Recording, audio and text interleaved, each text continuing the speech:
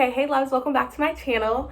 So today I have a very requested for video. I told you guys I was going to be doing it for a long time, and my friend Jasmine and I are finally doing it, but we are going to do a kind of video of like what it's like being black at HPU and what it's like being black at a PWI. So I'll let Jasmine introduce herself so you guys can just know a little bit more about her and like what her major is and all of that. Okay, so hi, I'm Jasmine. I'm a psychology major, pre-occupational therapy. I'm in a sorority on campus, and I do Big Brother, Big Sister for High Point. Other than that, I don't know what else to say. Okay, that's good. Yeah. Okay, so I think a big question is like, what is it like being black at HPU? Yeah, that's yeah. You go first. No, you go first. Okay. Like my first thought about like being black at HPU is like there's not enough of us. Like there's not enough Respects. black. Yeah, like there's probably for every like 30 white people there's like one person of color. And by people of color I mean like not only black but like Latinos, even like Asians, yeah, like anything that's not white. Yeah, like there's not a lot of minorities on campus, especially there's not a lot of black minorities, or there's not a lot of black people. And so I definitely think that when you see another black person, you're like, oh, like, what's up? Like, you're here, I'm here. It's automatically like that sort of connection. Sometimes.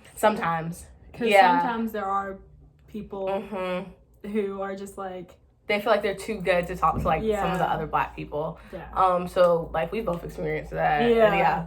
Firsthand. But I think coming in, it was a culture shock. And so this is something that Jasmine and I just talked over lunch about dinner. How like dinner, yep. About how, you know, like you're used to sometimes being like the only black girl in class or like the only black girl in a specific group. But when I came to HPU, and this is the same for Jasmine, like in all of the classes that we've had, and we're both sophomores, we have been, in some of our classes, we have literally been the only female of color, period. Any female of color. Yeah. A double minority. You're the only one. And like a lot of my classes, and you know, I'm a comm major, so I think it just goes to show like it doesn't matter what discipline you're in. Some of your classes, you're going to be on one of the only black girls or one of the only few people of color. I think the biggest class I have right now with another person of color is my comm class, and there's another black boy and I'm the black girl, but like that's it. And that's a class out of like 23. So talk about like in the sciences. So last year in one of my analysis and critique classes, it was only 9 of us, and out of all 9 of those people, I was the only African American.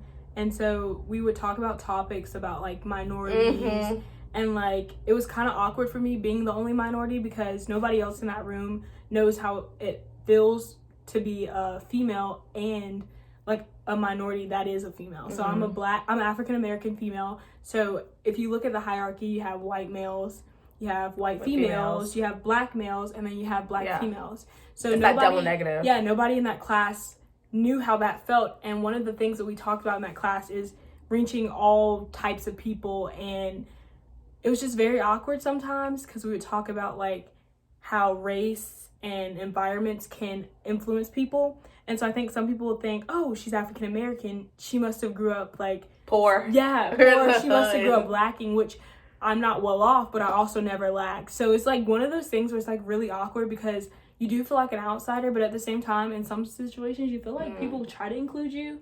But you don't want to be like the stereotype. Yeah, and I think that's something that I have faced, like when being in majority like white classes. They expect you to not do as well. Like if you get a 90 on something and the girls around you get like 70, they're like, oh, how you get a 90? And I'm just like, it was all fair game. Like I'm not any different than you as far as opportunities, but I guess we do have some challenges with opportunities. And something that we've also discussed is like feeling like, oh, you only got into HPU because you were black. Yeah. And that's also one of the things where it's like, well, we will never know. Yeah. Because you have to we still still had to go through the same process. We had to have like it was the same requirements for me, you, and everybody else.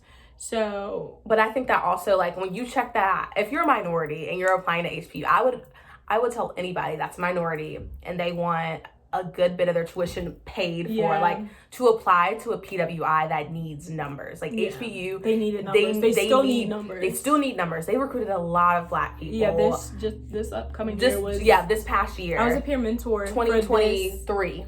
Class of 2023. So this fall, I was a peer mentor for the rising freshmen, and I'm pretty sure that was the most I've ever seen minorities in general on campus. In my group, I didn't have that many, but I would walk around and other groups had like 6, 7, 8 people out of a group of 12 or 13. So yeah, they're really trying to like up it, because it has been stereotyped as just like a rich people's school. Yeah, a rich people's school, yeah. A rich people's school, a PWI. Yeah. And I mean, that's the truth, but also you have to understand that you have to use certain things to your advantage. Yeah. And so applying to HPU, like, I knew my scores were there. I knew all my numbers were there, but I was like, if this was Howard. Yeah. If this was Howard, Jasmine and I would be...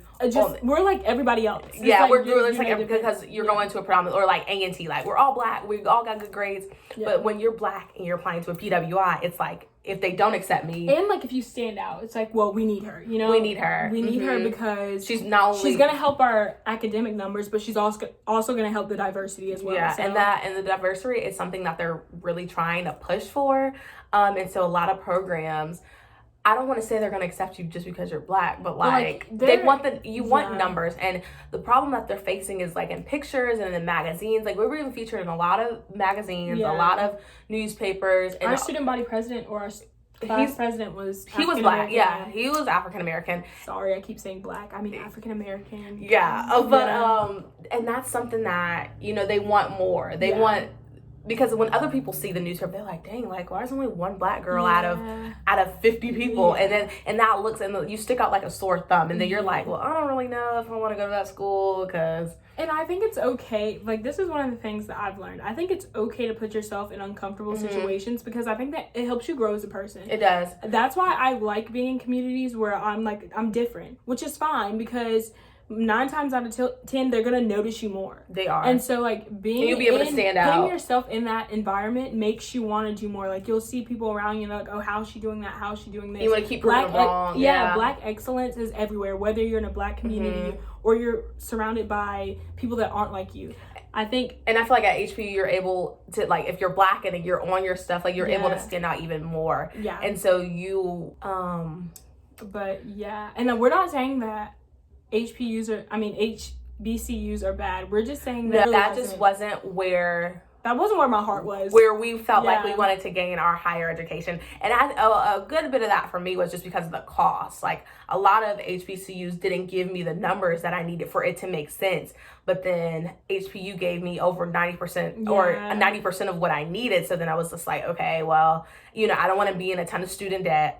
I don't want to have to be paying back loans forever. So let me go ahead and go to this PWI. Yeah. And so I know, like, also High Point's small. Like, we only have, like... Well, it's, like, small to medium. Yeah. It's, like, almost 6,000 people. But compared to, like, NC State. Yeah, or UNCG. Yeah, like... Yeah.